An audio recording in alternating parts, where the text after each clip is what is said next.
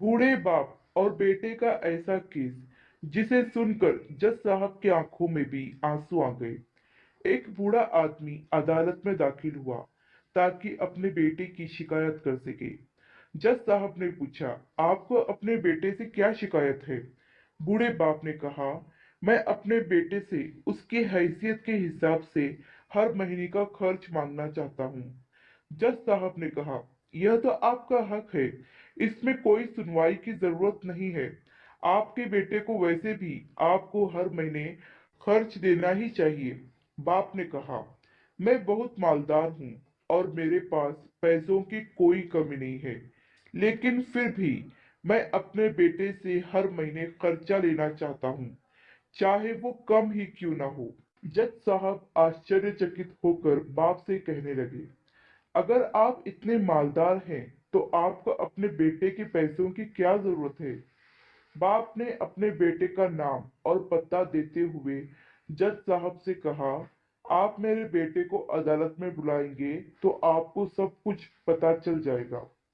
जब बेटा अदालत में आया तो जज साहब ने बेटे से कहा कि आपके पिता आपसे हर महीना खर्चा चाहते हैं, चाहे वो कम ही क्यों न हो। बेटा भी जज साहब की बात सुनकर आश्चर्यचकित होकर कहने लगा, मेरे पिता तो बहुत मालदार हैं, उनके पास पैसों की कोई कमी नहीं है, फिर उन्हें मेरे पैसों की क्या जरूरत है? जज साहब ने कहा, यह तुम्हारे पिता की मांग है और वह अपनी मांग में स्वतंत्र है। पिता ने जज साहब से कहा, जज साहब आप मेरे बेटे से कहिए कि वो हर माह मुझे सिर्फ 100 रुपये दे, लेकिन शर्त यह है कि वो पैसे मुझे अपने हाथों से दे और वो पैसे देने में बिल्कुल भी देरी नहीं होनी चाहिए। जज साहब ने कहा, बिल्कुल ऐसा ही होगा। फिर जज साहब ने बूढ़े आदमी के बेटे से कहा कि तुम अपने पिता को हर महीने 100 रुपये बिना देरी के उनके हाथों में दे दिया करना, यह अदालत तुम्हें हुक्म देती है। मुकदमा खत्म होने के बाद जज साहब पिता को अपने पास बुलाते हैं। उन्होंने बूढ़े आदमी से पूछा कि अगर आप बुरा ना मानो तो मैं आपसे एक बात पूछना चाहता हूँ। आपने बेटे के खिलाफ यह केस क्यों किया, जबकि आप मालदार हैं और अपने बेटे से बहुत ही छोटी सी कीमत की मांग की है? बूढ़े आदमी ने रोते हुए कहा, जज साहब, मैं अपने बेटे का चेहरा देखने के लिए भी तरस गया था।